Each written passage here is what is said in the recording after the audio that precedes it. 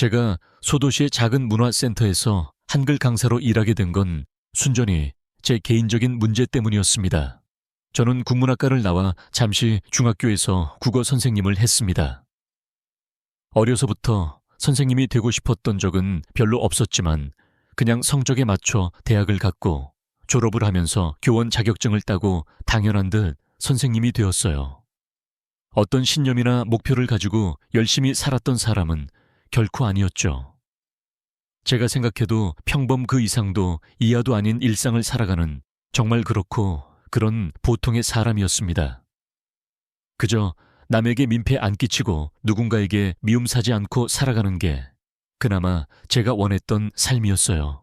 아버지가 일찍 돌아가시고 홀어머니가 고생하면서 저를 키우셨기에 가능한 어머니 속상하지 않게 사는 것이 또한 제가 사는 이유라면 이유였고요. 어느 중학교에 첫 부임을 해서 국어 선생님을 했는데 큰 보람을 느끼거나 그렇다고 그 일이 적성에 맞지 않아서 힘들거나 그런 것도 없었습니다. 아이들을 가르치는 것에도 선생님으로서의 성장에 대해서도 그저 남만큼만 하면 되겠지 하는 막연한 생각으로 살았어요. 그렇다고 대충 수업을 하거나 게으른 적도 없었습니다. 존경받는 선생님은 아니었지만 그렇다고 애들 차별하는 그런 선생님도 아니었어요. 그러던 어느 날 33살의 나이에 자궁암이라는 진단을 받았습니다. 학창 시절부터 늘 생리불순으로 고생을 많이 했고 생리통 때문에 한 달에 한 번은 거의 죽다 살아날 정도의 고통을 겪었지만 자궁을 다 드러내야 한다는 의사의 말을 들었을 때 너무 황당해서 아무 말이 나오지 않았습니다. 선생님, 저 아직 결혼도 안 했습니다. 자궁을 드러내야 한다뇨. 그게 도대체 무슨 말씀이세요? 다시 한 번만 더 검사해 주세요. 그럴 리가 없어요. 죄송합니다. 지금으로서는 수술밖에는 방법이 없습니다. 방치하면 다른 장기로도 전이가 일어나서 걷잡을 수 없게 될 겁니다. 그 걷잡을 수 없다면 죽을 수도 또 있다는 말인가요? 네, 가정이긴 하지만 방치하면 그럴 수 있습니다. 그때 사귀던 사람이 있었는데 상견례를 한 뒤 서로 늦은 나이니까 한시라도 빨리 결혼을 서두르자고 했습니다. 지인의 소개로 만나 서로 조건도 맞고 생각도 비슷해서 결혼해도 되겠다는 생각에 결심을 했지만 제가 자궁암 진단을 받았다는 사실을 알고 예비시댁에서 반대를 했습니다. 인사를 드리러 갔을 때는 여자 직업으로 선생님이 최고라며 흐뭇해 하시던 예비 시부모님의 반대는 어쩜 당연한 일이라고 생각했어요. 그래도 절대 이별할 수 없다고 버티던 남자는 부모님의 뜻을 저버리지 못하고 결국 연락을 끊었습니다. 이미 각오했기에 큰 충격은 아니었어요. 어느 집에서 아이도 못 낳는 며느리를 맞이하고 싶겠어요. 파혼을 하고 수술을 받았습니다. 수술은 잘 끝났고 다행히 다른 장기로 전이되지 않아서 앞으로 관리만 잘하고 정기적으로 검사만 잘 받으면 된다고 하더군요. 겉으로 달라진 건 아무것도 없었어요. 1년을 쉬고 다시 복직을 했는데 이상하게 그때부터 모든 것이 다 귀찮아졌습니다.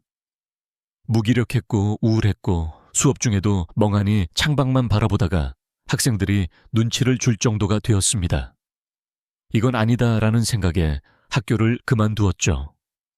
그리고 몇 달 후에 어머니마저 돌아가시고 나니까 세상이 텅 비어버린 것 같았습니다. 마치 세상에 혼자 버려진 것 같은 느낌이 들었어요. 몇 안 되는 친구들은 모두 결혼해서 가족을 꾸리고 사느라 오롯이 제 하소연을 들어줄 수도 없었죠. 하루 종일 말 한마디 안 하고 지낼 때도 있었고 언젠가는 너무 말을 안 해서 목소리가 나오는지 확인해 보려고 아해볼 때도 있을 정도였습니다. 그땐 먹는 것도 자는 것도 다 싫었어요. 어느 날 선배 언니에게 이러다가 무슨 일 낼 것 같다고 했더니 깜짝 놀라며 달려왔습니다. 선배 언니를 붙들고 한참을 울었어요. 그렇게 언니 추천으로 어느 지방의 문화센터 한글 강사 일을 시작하게 되었습니다. 잠시 복잡한 서울 떠나서 한적한 곳에 가서 조금 쉰다고 생각해. 현실에서 좀 떨어져서 보면 뭔가 보일 수도 있어. 조급해하지 말고 천천히 앞으로 어떻게 살아야 할지 생각도 하고. 어차피 삶에 무슨 답이 있겠니? 그냥 여행 간다고 생각해 가볍게. 고마워요, 언니. 그래도 숨이 안 쉬어지고 고통스러우면 무조건 전화해라. 밤이든 새벽이든 알았지? 네, 그럴게요. 어느 소도시의 작은 문화센터는 마치 동네 사랑방 분위기였지만 소박하고 정겨웠습니다. 한글 강습반부터 서예반, 미술반, 댄스반, 노래 교실, 컴퓨터 교실까지 군청의 지원을 받아서 다채롭게 마련돼 있었어요.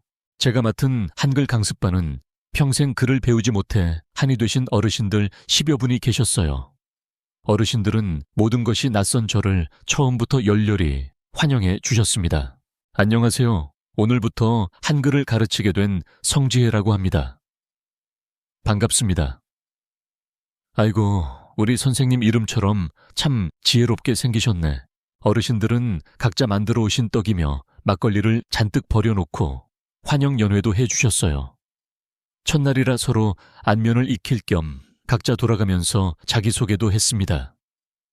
평생 일만 하고 가족을 부양하느라 글을 못 배웠다는 어르신은 이제라도 그 한을 풀 수 있어서 요즘은 날마다 살맛이 난다고 해맑게 웃으셨어요. 어떤 어르신은 가부장적이고 무서운 아버지 때문에 기 한번 펴지 못한 채 살았고, 시집가서는 역시 가부장적이고 폭력적인 남편 때문에 숨막히게 살았는데 글을 배워서 그 한을 전부 글로 다 풀어보고 싶다고 각오를 밝히시기도 했습니다.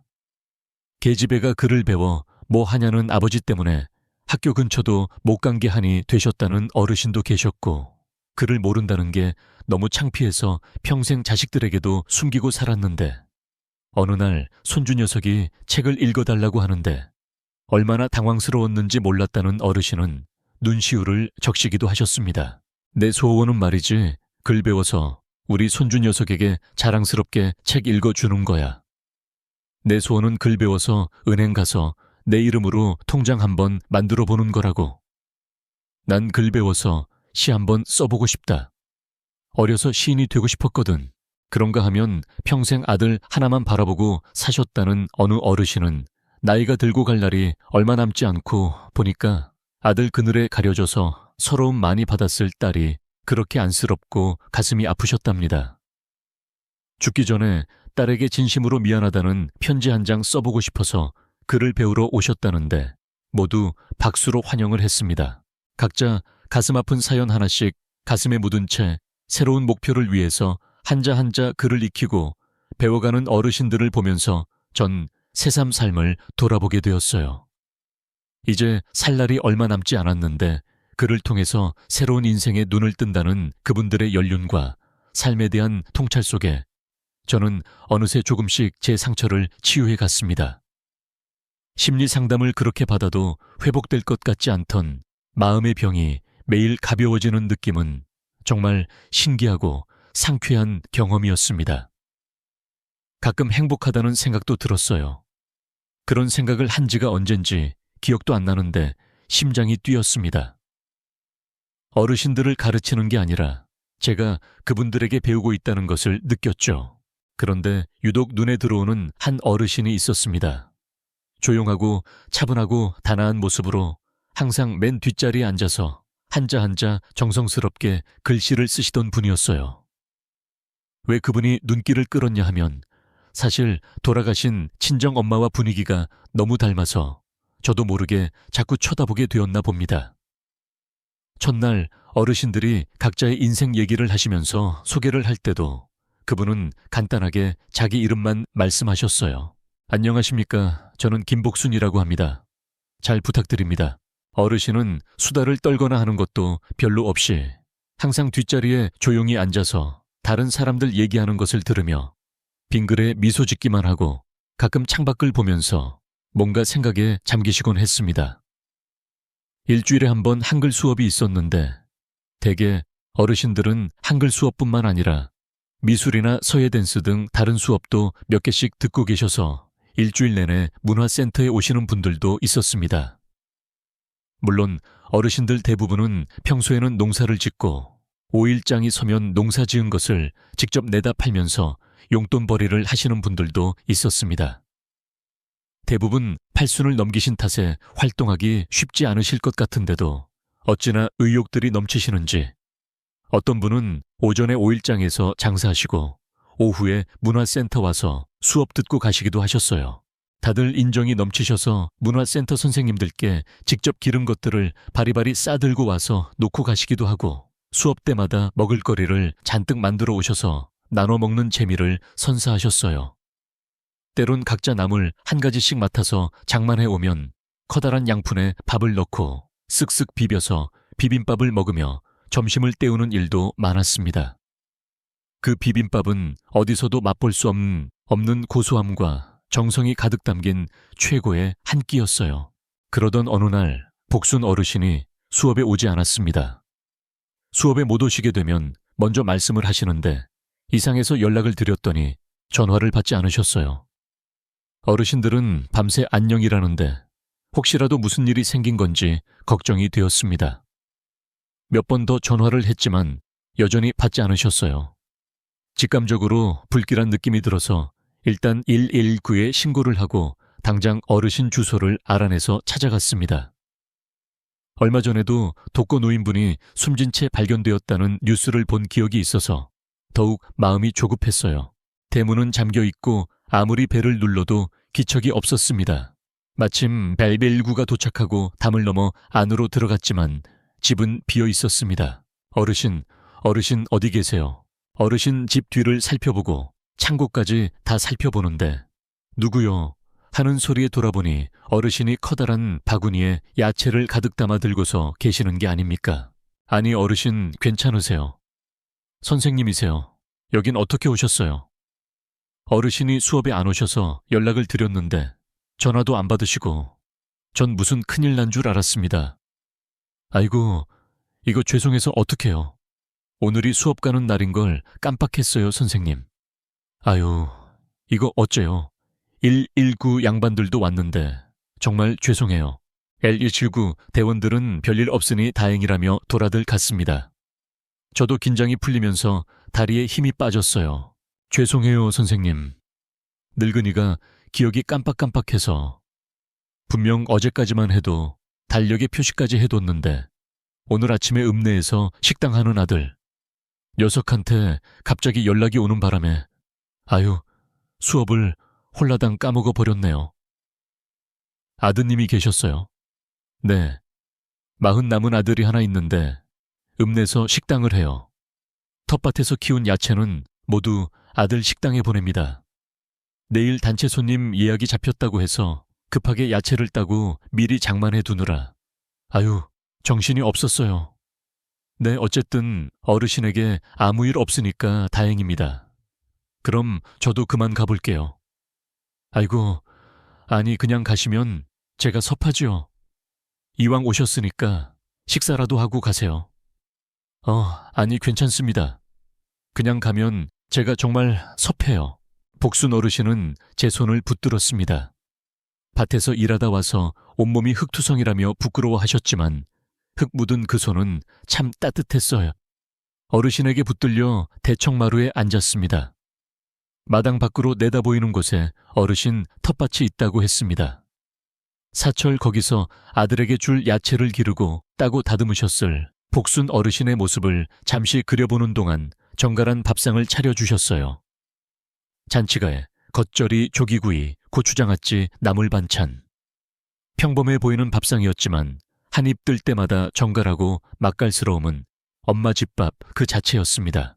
우리 어머니도 제가 삶에 부대끼고 지칠 때마다 항상 된장찌개에 조기구이를 해주시면서 직접 손으로 조기를 푹 찢어 제 밥 위에 올려주시곤 하셨어요. 많이 먹고 힘내라. 인생 뭐 있겠냐. 밥심으로 사는 거지. 그렇게 말씀하셨는데 꼭 복순 어르신 밥상이 제게 힘내라고 말하는 것 같아 또 울컥했습니다. 차린 전 별로 없어도 많이 드셔요. 사는 게 뭐 별거 있겠어요. 다 이러고 사는 거죠. 기운 없으면 밥 먹고 힘내고 힘내서 또 살고. 네 어르신 정말 너무 맛있어요. 잘 드시니까 보기 좋네요. 선생님 처음 봤을 때 홀로 이리저리 다니면서 밥은 먹고 다니는지 걱정스러웠는데 오늘 보니까 먹성도 좋으시고 그렇게 절 지그시 쳐다보시더니 갑자기 눈가가 붉어지는 겁니다. 어머, 왜 그러세요? 아니요. 늙은이가 주책스럽게 눈물이 나네요. 제가 너무 고마워서 그래요. 딸 같지는 않다고 이 늙은이한테 무슨 일이 생겼나 싶어서 이렇게 득달같이 달려온 선생님은 지혜 선생님이 처음이라서 제가 죄송스럽고 고맙고 그래서 괜히 눈물이 나네요. 전 어르신 손을 꼭 잡아드리면서 살짝 농담을 던졌습니다. 아이고, 우리 복순 학생 울보시네. 앞으론 수업에 절대 빠지지 마세요. 네, 선생님. 어르신 눈물에 감동받은 듯 갑자기 비가 쏟아졌습니다. 아침부터 구름이 낮게 깔려 있더니 결국 하늘이 비를 뿌렸어요. 어르신은 이런 날은 부침개가 제격이라며 텃밭에서 따온 부추를 씻어 부추전을 만들어 내오셨습니다. 고추전에 막걸리 한 잔이 기가 막히는데 선생님, 막걸리 한 잔 어떠세요? 좋습니다. 어르신은 가끔 잠 안 올 때 한 잔 하신다며 막걸리를 데워 오셨어요. 한적한 시골집 처마 끝에서 떨어지는 빗소리를 들으면서 부추전에 막걸리 한 사발은 정말 잊을 수 없는 제 인생의 한 장면이 되었습니다. 가까이서 보니 어르신의 미소는 참 예뻤습니다. 어르신 젊어서 인물 좋다는 소리 많이 들으셨죠? 아유, 아니요. 그냥 그랬어요. 어르신 맨 처음 볼 때부터 돌아가신 우리 어머니 생각이 났어요. 아이고, 어머니가 돌아가셨어요. 네, 오래전에요. 아유, 세상에 혼자 얼마나 고생이 많았을까. 네, 고생도 많았고 아픈 일도 많았는데 여기 와서 다 치유받았어요. 아유, 그거 다행이구먼. 그런 의미에서 짠할까요? 그날은 모든 것이 다 감동이었습니다. 그 힘든 순간들을 잘 버텼다고 처음으로 제가 저에게 마음속으로 칭찬도 해주었어요. 어르신은 술 한 잔 들어가자 흥이 나시는지 콧노래를 흥얼거리셨어요. 어르신은 왜 첫날 자기 소개 아무 말씀도 안 하셨어요. 살아온 날이 무슨 자랑이라고. 아유, 생각만 해도 고생스러워요. 가슴에 담아두면 병된대요.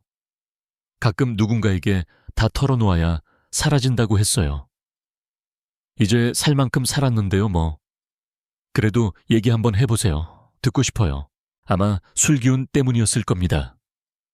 제가 누군가에게 뭘 해달라고 떼를 쓴 것도 처음이었고, 어르신이 자기의 얘기를 누군가에게 털어놓은 것도 처음이었고요. 어르신은 지리산 어느 산골짜기 작은 마을에서 태어나 자랐답니다. 사는 게 다 거기였던 시절이었지만 어르신의 집은 거기에도 못 들어갈 정도로 찢어지게 가난했대요. 그런 집에 태어난 장녀의 운명은 이미 정해져 있었죠. 5살부터 일 가시는 어머니 대신에 갓 태어난 막내를 업고 키웠고 밥을 지었답니다. 10살부터는 웬만한 반찬은 척척 만들었고 아예 집안일 전체를 도맡다시피 했고요. 밤낮 없이 벌어도 먹고 살기 힘들다며 아버지는 집에만 오면 역정을 내셨답니다. 언제나 맨정신인 날이 없던 아버지는 술에 취해 돌아와서도 밥상에 술이 없으면 밥상을 엎기 일쑤였죠. 딸만 내리넷을 낳은 어머니의 잔소리에 욕을 하면서 어머니를 후려치면 딸내미들 단체로 울음을 터뜨렸는데 시끄럽다고 소리를 지르며 애들을 밖으로 내쫓기도 했답니다. 그럼 딸들은 밖에서 아버지 주무실 때까지 오들오들 모여 앉아 떨다가 밤늦게 조용히 들어가서 단칸방에 몸을 구긴 채 겨우 잠이 들었답니다. 아버지 코 고는 소리, 어머니 한숨 소리, 애들 배에서 나는 꼬르륵 소리, 배고프다는 아우성 소리까지. 어린 마음에도 복순 어르신은 마음 편하게 잠을 자본 적이 없었답니다. 어느 해 드디어 어머니가 아들을 낳자 그 아들을 물고 빨면서 그렇게 애지중지 키웠대요. 원래도 아버지 눈치 보느라 숨 막히게 내신 적 없는 딸들은 막내 아들이 태어나면서부터 아예 찬밥 신세로 전락해버렸죠. 계집애가 배워서 어디다 쓰게 그저 나이 차면 시집이나 가면 되지. 어르신은 국민학교라도 가게 해달라고 말했지만 아버지는 코웃음만 쳤답니다. 너희들이 고기에 손대면 가만 안 둔다. 이건 우리 한 수 먹일 거니까 쳐다보지도 마라. 이 식충이들아. 아버지는 왜 맨날 한 수만 챙기는데요. 우린 자식도 아니에요. 이게 머리 좀 굵어졌다고 어디서 말대꾸냐. 한수는 우리 집안 장남이다. 장남 너희들하고 같냐고. 아이고, 식충이들. 그런 아버지를 원망했고 괜히 막내 동생도 미웠답니다. 매일 술만 먹고 노름만 하던 아버지 대신에 죽도록 일만 하던 어머니가 언제부턴가 시름시름 앓았죠. 복순 어르신은 아버지 노름방에 찾아가서 어머니 몸이 불덩이 같다고 했지만 들은 채도 하지 않더랍니다. 오히려 어머니가 숨겨둔 돈이 없는지 서랍이며 장롱을 뒤지다가 마지막 남은 돈까지 들고 노름방으로 갔답니다. 아버지 안 돼요. 그 돈으로 어머니 치료받게 해드려요. 내 아버지 그 돈은 안 돼요. 이게 왜 이래? 이거 안 놔, 안 놔. 아버지는 울며 매달리는 딸들을 모두 걷어차고는 가버렸습니다. 그리고 그날 밤 어르신의 어머니는 돌아가셨답니다. 치료 한 번 못 받고 약 한 번 쓰지 못한 채 어머니는 허망하게 눈을 감으셨죠. 숨을 멈춘 어머니의 눈에서 시커먼 눈물이 흘러내렸답니다. 당신도 얼마나 원통하실까 싶어서 마음이 무너지는 것을 억지로 붙들었대요. 어머니 장례 치를 돈도 없었어요. 딸 셋이 밤새 울다가 뒷산에 어머니를 묻었는데 그날도 그렇게 비가 억수같이 쏟아졌어요. 마치 하늘이 우는 것처럼 아버지는 돈을 다 잃고 돌아왔는데 어머니가 돌아가신 것도 모른 채 술에 취해 잠에 골아떨어졌답니다. 어르신은 당장이라도 집에서 나가고 싶었지만 어린 동생들 때문에 그러지도 못했답니다. 이제 어머니 대신 복순 어르신이 일을 해야 했죠. 이웃 농장에 가서 일을 하고 보리쌀을 얻어오기도 하고 어느 과수원에 가서 일을 해주고 먹을 것을 얻어오면서 동생들을 키웠답니다. 복순 어르신이 일을 나가면 둘째, 셋째 동생이 살림을 맡고 넷째 동생이 막내를 키웠답니다. 그렇게 속절없이 세월이 흐르고 어르신이 18살이 되던 어느 날 아버지가 갑자기 보따리를 싸라고 하더랍니다. 영문도 모른 채 아버지를 따라간 곳은 어느 부잣집이었답니다. 처음엔 식모라도 하려나 싶었죠. 말씀 잘 듣고 잘해라. 아버지는 그 말만 남긴 채 가버렸고 복순 어르신은 바로 별채로 갔답니다. 그 집 식모가 밥상을 차려왔는데 흰쌀밥에 닭고기가 놓여 있더래요. 시장기가 돌아서 한 숟가락 먹다 말고 집에 있는 동생들이 눈에 밟혔죠. 저기 이 쌀밥하고 닭고기 제가 나중에 집에 갈 때 좀 싸주시면 안 될까요? 이제 집에 못 가니까 어서 줄 때 먹어라. 식모는 차갑게 말을 하고 나갔죠. 왜 집에 못 간다는 건지도 모른 채 복순 어르신은 괜히 가슴이 두근거리고 뭔가 불안한 생각에 밥상도 밀어버린 채 구석에 웅크리고 있었답니다. 저녁이 되자 식모가 어디론가 데려가더니 입고 있던 옷을 다 벗긴 뒤 목욕을 시키고 새 한복을 입혀주었죠. 다시 별채로 돌아오니 술상이 놓여 있었고 잠시 후 웬 낯선 남자가 들어왔답니다. 주인 어르신이다. 잘 모셔라. 그제야 복순 어르신은 알았답니다. 자신이 팔려왔구나. 참 무서운 밤이었대요. 자신의 운명이 너무 허망하고 가혹해서 눈물도 안 나왔답니다. 그 집 주인은 제가 만약 도망가면 아버지에게 준 돈의 몇 배를 갚아야 한다고 으름장을 놓았죠. 하지만 아들만 낳으면 첩실로 들여주겠다고 했답니다. 별채에 갇힌 어르신은 마치 사육당하듯 주는 대로 밥을 먹고 보름에 한 번씩 주인을 모셨답니다. 돈을 받고 딸을 팔아넘긴 아버지를 원망할 힘도 없었죠. 오히려 동생들 걱정에 잠을 이룰 수 없었답니다. 도망칠 수도 없었고 죽지도 못한 채 갇혀 살던 어느 날 태기가 있었고 10달 뒤 드디어 아들을 낳았습니다. 하지만 아들에게 첫 젖을 물리기도 전에 마님에게 빼앗겼죠. 아들을 낳으면 첩실이라도 시켜준다더니 식모처럼 살았대요. 안채에서 나는 아들 울음소리에 가슴을 짓누르고 아들 기저귀를 눈물나게 희게 빨아서 삼고 말려 개면서 그저 건강하게 잘 자라기를 기도하는 나날이었죠. 그렇게 먼 발치서 아들이 커가는 것을 보면서 가끔 주인 어른이 별채를 찾으면 시중을 들며 살았답니다. 하지만 아들이 10살 때 갑자기 주인 어른이 죽고 마님은 기다렸다는 듯이 제일 먼저 복순 어르신을 내쫓아 버렸답니다. 마님 나가라요. 저 갈 데 없어요. 제발 그냥 해주세요. 뭐든 하라는 대로 다 할 테니 나가라는 말만 말아주세요. 마님, 아무리 울며 매달렸지만 소용없었죠. 마지막으로 아들 한 번만 보고 가려고 했다가 들켜서 매까지 맞고 쫓겨났답니다. 어딘지도 알 수 없는 낯선 시골길을 밤새 걷고 또 걸었대요. 친정으로 가고 싶었지만 어디로 가야 할지 몰랐죠. 가도 끝이 없이 이어지던 숲길에서 정신을 잃고 쓰러졌답니다.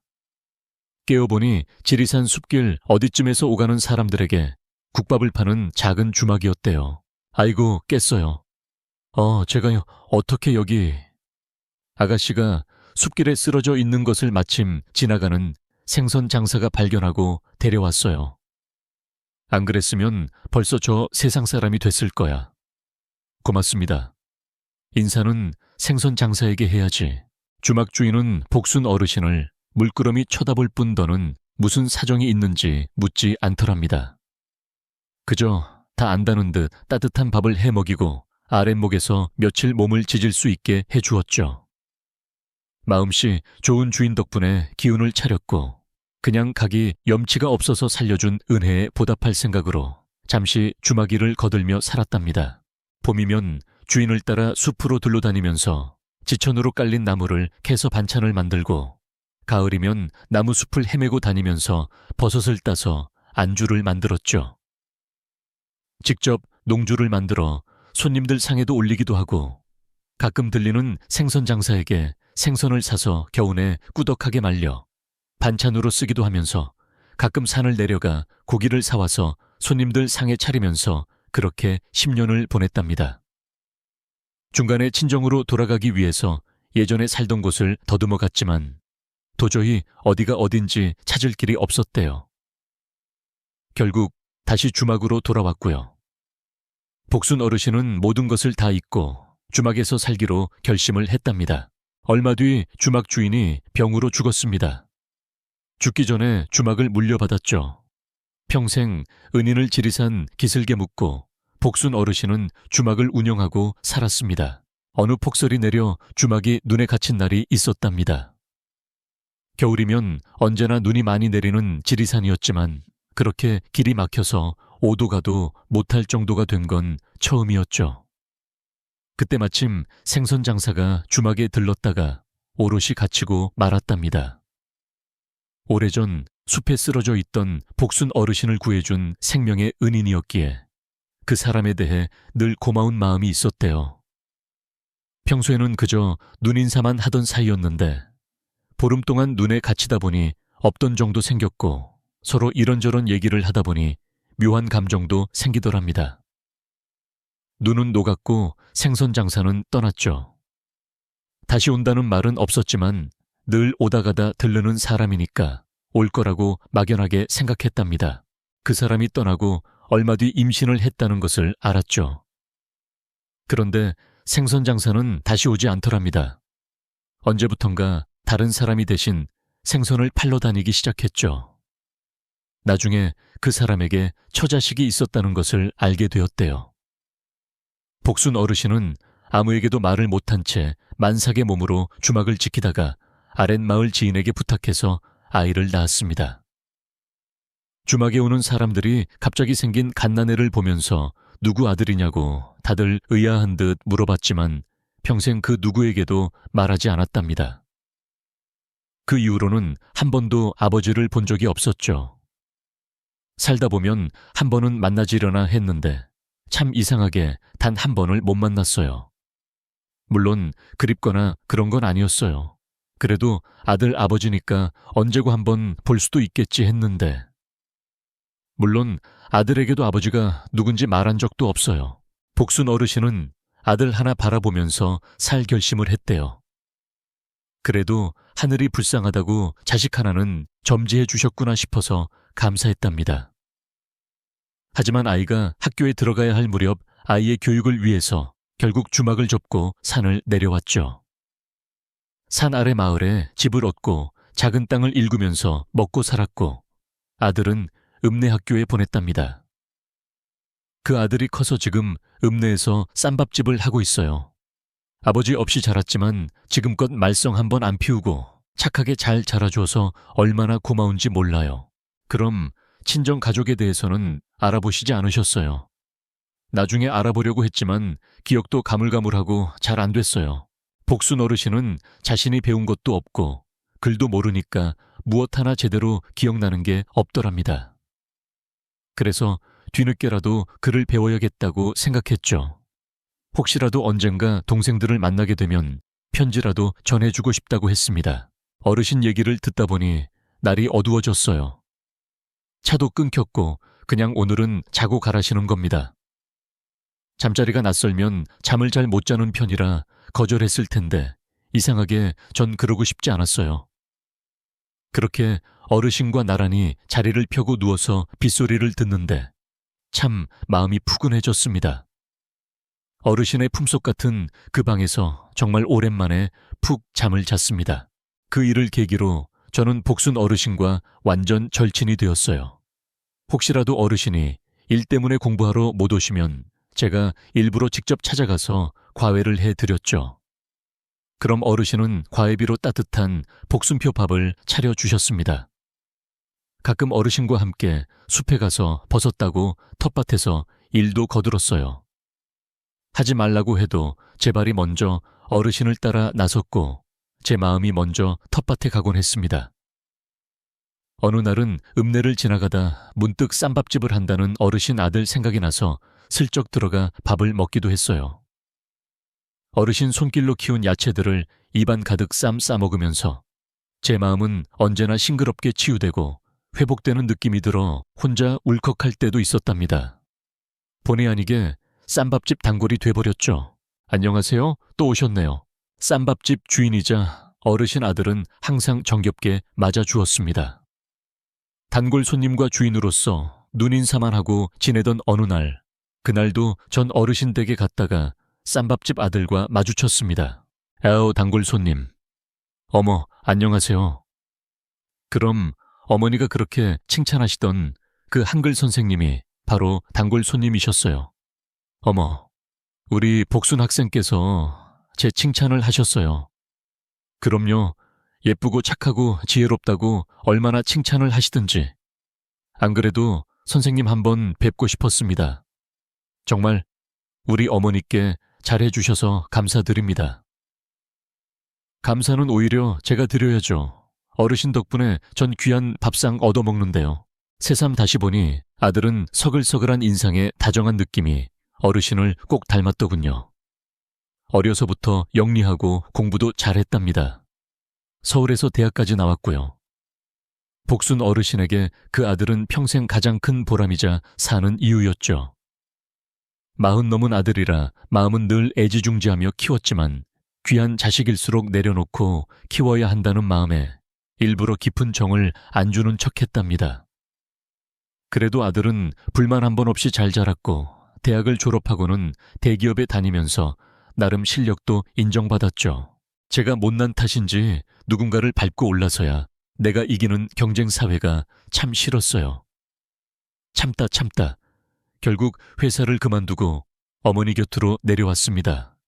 어머니 곁에 와서야 숨이 쉬어지더랍니다. 저도 그랬죠. 어르신 만나고 어르신 밥 얻어먹고 어르신과 나란히 잠자면서 저도 숨이 쉬어지고 잠도 푹 자고 그랬으니까요. 전 아들의 심정을 충분히 이해했어요. 아들은 어머니가 평생 일군 텃밭을 보면서 이렇게 싱싱한 야채를 5일장에 내다 팔아봤자 제 값을 못 받는다는 게 참 안타까웠대요. 야채니까 며칠만 지나도 금방 시들어서 다 버려야 했죠. 차라리 그럴 땐 쌈밥집을 해서 야채를 제대로 사람들에게 먹이자고 생각했답니다. 그 길로 전국의 유명한 쌈밥집을 다니면서 비법을 배운 뒤 그렇게 읍내에 쌈밥집을 열었고요. 사실은 어머니 곁에 살고 싶어서 왔어요. 식당을 하니까 지금은 당장 어머니 모시고 사는 건 어렵지만 차차 살아야죠. 어머니 생각하는 아들의 진심도 아들 장사에 보탬되려고 고생을 마다하지 않는 어르신의 마음도 너무 절절하게 다가와서 참 뭉클했습니다. 전 여기에 내려오기 전에는 인생의 패배자라고 생각했고 앞이 보이지 않는다고 생각했어요. 아들도 그랬답니다. 하지만 여기서 새로운 것을 알게 되었죠. 인생이라는 것은 누군가를 이겨야 잘 사는 것도 아니고 뭔가 정해진 대로만 산다고 해서 행복한 것도 아니라는 사실을 말입니다. 그런 점에서 저와 아들은 공통점이 많았어요. 조금씩 왕래하다 보니 서로에게 호감을 느끼게 되었죠. 어느 날 그 사람이 저에게 청혼을 했습니다. 하지만 전 받아들일 수 없었어요. 혹시 제가 마음에 안 들어서 그런 겁니까? 저도 부족한 사람인 거 다 압니다. 하지만 지혜 씨와 다 극복하면서 살아보고 싶어졌어요. 지혜 씨는 오히려 저에게 차고 넘쳐요. 그런데 왜 청혼을 거절하는 거죠? 그건 제 개인 사정 때문입니다. 그게 뭔가요? 저도 알아야겠어요. 재우 씨가 좋아졌을 때 어쩜 먼저 말했어야 했는데 그러지 못했어요. 정말 오랜만에 순수하게 사람을 좋아하게 된 제 마음을 그냥 내버려 두고 싶었습니다. 하지만 이런 날이 올 거라는 걸 예상했는데 후회가 되었습니다. 결국 제가 암으로 자궁을 드러낸 사실을 얘기했고 아이를 가질 수 없다는 것도 말했습니다. 재요, 그런 거 상관없어요. 지금은 서로 좋은 감정이니까. 그렇지만 살다 보면 핏줄 생각날 거예요. 아니요, 전 지혜 씨만 있으면 됩니다. 아니요, 전 그럴 수 없어요. 그냥 우리 좋은 친구로 지내요. 전 지혜 씨 친구 할 생각 없습니다.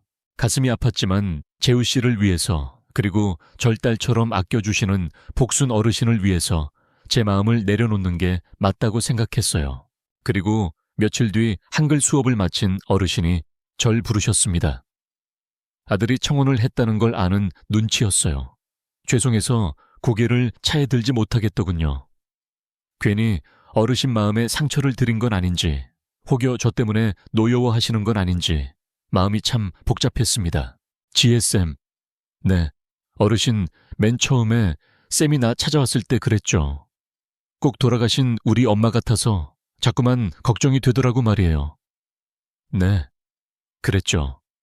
내가 평생 엄마 해줄게요. 살면서 아픔 없는 사람이 어디 있겠어요. 아픔을 안고 버티면서 사는 거지. 나도 여태 그렇게 살았고 내가 엄마 해주는 거 싫지 않죠. 너무 감사하죠. 그럼 우리 아들은 싫어요. 아닙니다. 그럼 그냥 우리 아들 좀 구원 좀 해줘요. 내 40 넘은 아들인데 이제 나도 80이 넘고 보니까 언제까지 살지. 자신도 없고 그놈 짝이라도 지어주고 가야 마음이 편할 것 같아요. 그렇다고 아무하고나 엮어주고 싶지 않아서 지금까지 그냥 있었는데 아유, 녀석이 혼자 속만 끓이고 있다가 지혜쌤 놓칠까봐 이 늙은이가 애가 달아서 쌤이 늙으니 소원 좀 들어줘요. 아니, 엄마가 하는 말이니까 믿고 따라줘요. 하지만 제가 그 아이도 못 낳는 몸 상태. 아유, 그런 건 중요하지 않대요. 우리 아들이 그랬어요. 나도 그렇고. 순간 어르신의 진심에 눈물이 났습니다. 솔직히 그 사람의 청혼보다 어르신의 진심이 제 마음을 더 움직였습니다. 결혼할 때도 그랬고 결혼하고 나서도 전 두고두고 어머니 때문에 결혼했다고 말할 정도였어요. 시어머니는 정말 절 딸처럼 귀하게 여겨주시고 항상 이해해 주시고 늘 먼저 배려해 주셨습니다. 제가 먹고 싶다는 게 있으면 다 만들어 주시고 혹여 제가 늦잠을 자더라도 발뒤꿈치를 들고 조용히 움직이시기까지 했어요.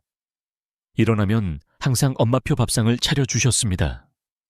누룽지도 꾹꾹 눌러 만들어주시고 제가 시골살이에 적응 못할까봐 거금을 들여 화장실과 욕실도 고쳐주셨죠. 장 마시를 가면 항상 손을 꼭 잡고 다니셨어요. 동네 사람들은 며느리와 시어머니가 아니라 엄마와 딸 같다고 부러워했습니다. 시장에서 모자며 몸빼 바지도 세트로 사서 맞춰 입었어요. 어머니는 햇볕에 얼굴 탄다고 한사코 나오지 말라고 해도 전 텃밭에 나가 일을 거들었습니다. 그늘에 앉아 있으라고 하면 굳이 강아지 마냥 졸래졸래 따라다니며 수다를 떨기도 했어요. 어머니는 제가 일이 서툴러서 망쳐도 한 번도 화내지 않고 허허 웃으셨죠. 전 그런 시어머니 얼굴에 선크림을 듬뿍 발라주면서 애교를 떨었습니다. 정말 엄마와 딸처럼 그렇게 살았습니다. 하지만 5년 뒤 어느 날 갑자기 어머니가 쓰러지셨습니다. 아휴, 언제 죽어도 이상하지 않아. 그런 말이 어디 있어요. 왜 죽어요? 오래오래 제 곁에 계셔야죠. 우리 울보 또 난리 났네. 아휴, 내 너 두고 어찌 가. 그러니까 기운 차리세요. 병원에서는 그저 노안이라고만 했습니다. 병명이 없으니까 치료약도 없었고 참 막막했어요.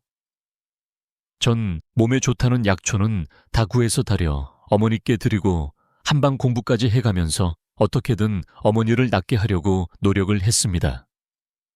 심지어 신만이들에게 부탁해서 산삼을 구하기도 했고 제가 직접 귀한 버섯을 따겠다고 산에 갔다가 굴러서 다리를 다치기도 했습니다. 하지만 어머니는 별 차도가 없으셨어요. 지혜야, 네. 어머니, 나 그거 해주면 안 되겠니? 뭐 해드릴까요? 말씀만 하세요. 책 좀 읽어줘. 콩쥐 팥줘. 홍길동전 뭐 그런 거 말이야. 어머니는 뒤늦게 글을 배운 탓인지 책 읽기를 좋아하셨습니다. 전 밤마다 어머니 곁에서 책을 읽어드렸어요. 콩쥐가 계모에게 구박을 받으면 어머니는 눈물을 흘리셨고 홍길동이 아버지를 아버지라고 부르지 못하는 대목에서도 낮게 한숨을 쉬시면서 참 가슴 아파하셨습니다. 그러던 어느 새벽 잠깐 시어머니 곁에서 잠이 들었는데 아가 하는 소리에 놀라 잠에서 깨어났더니 뭔가 싸늘한 느낌이 들었어요. 놀라보니까 어머니 몸이 딱딱했습니다. 어머니, 눈 좀 떠보세요. 어머니 저 지혜예요. 어머니 제 말 안 들리세요. 아무리 눈 좀 떠보라고 소리쳐도 어머니는 반응이 없었습니다. 숨이 턱 막히면서 한동안 아무 생각도 할 수 없었어요. 눈물도 나오지 않았습니다. 차가워진 어머니 손을 꼭 쥐고 전 어젯밤 다 읽지 못한 책의 마지막 장까지 꾸역꾸역 다 읽었습니다. 책을 덮으니까 눈물이 쏟아졌어요. 어머니는 항상 마지막에 착한 사람은 복을 받고 나쁜 사람은 벌을 받는 결말을 좋아하셨어요. 우리 어머니는 착한 사람이니까 하늘나라 가서도 꼭 복 받으실 거예요. 어머니 조심해서 잘 가세요. 어머니에게 마지막 인사를 했습니다. 장례식 내내 무슨 정신으로 지냈는지 아직도 기억이 잘 나지 않아요. 아이고, 요즘 세상에 저런 며느리가 어디 있어. 어르신 복도 많지. 그래서 이장이 되다가 효부상 추천을 했대. 아이고, 잘했네. 그래, 효부상 당연히 줘야지. 조문객들은 저를 치켜 세웠지만 그건 우리 어머니가 저에게 어떤 분이셨고 어떤 의미였는지 몰라서 하는 말들입니다. 어머니는 제 곁에 안 계신데 효부상이란요. 제가 뭐 한 게 있다고 그런 걸 받나요? 납골당해서 어머니 혼자 두고 돌아서는 발길이 차마 떨어지지 않아서 내내 울기만 했습니다.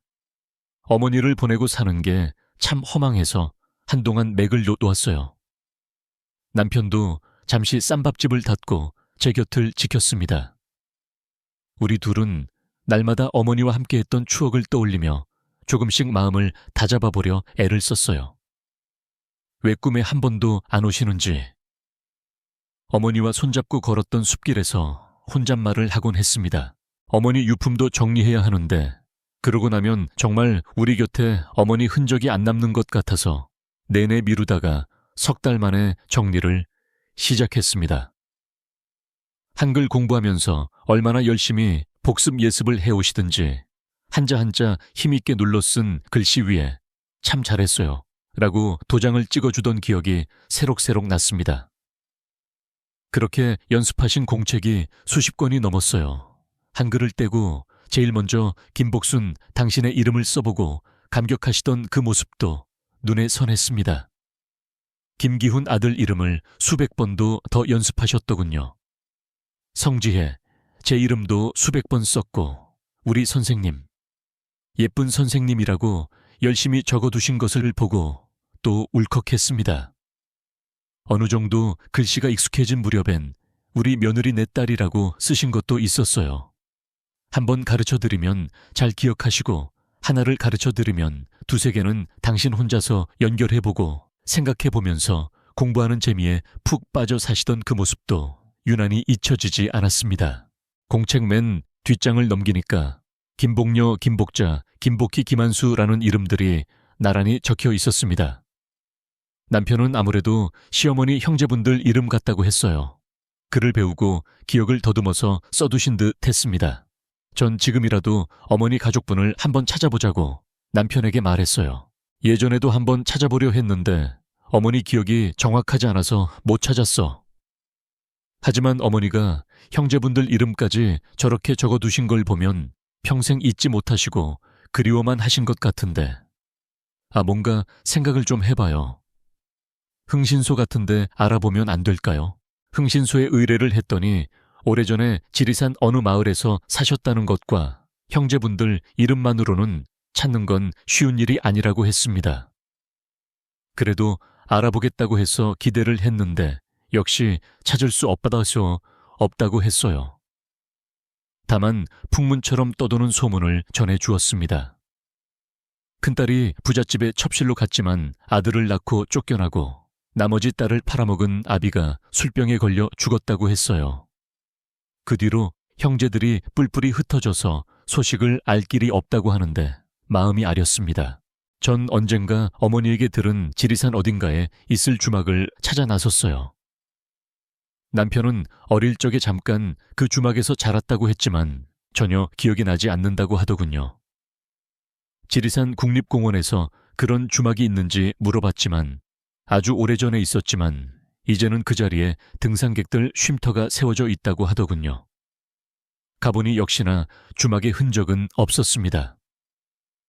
어머니가 여기서 생활하던 그 시절이 생생하게 그려졌어요. 봄이면 나무를 캐고 가을이면 버섯을 따면서 그렇게 지리산 여기저기를 돌아다녔을 어머니의 그 시절을 생각하면서 노고단에 섰습니다. 어머니는 지리산 노고단을 그렇게 좋아하셨죠. 야생화가 흐드러지게 핀 정상에 서서 아래를 내려다보니 구름이 마치 발 아래 깔린 듯 지나갔습니다. 여전히 어머니가 그립고 보고 싶고 그랬어요.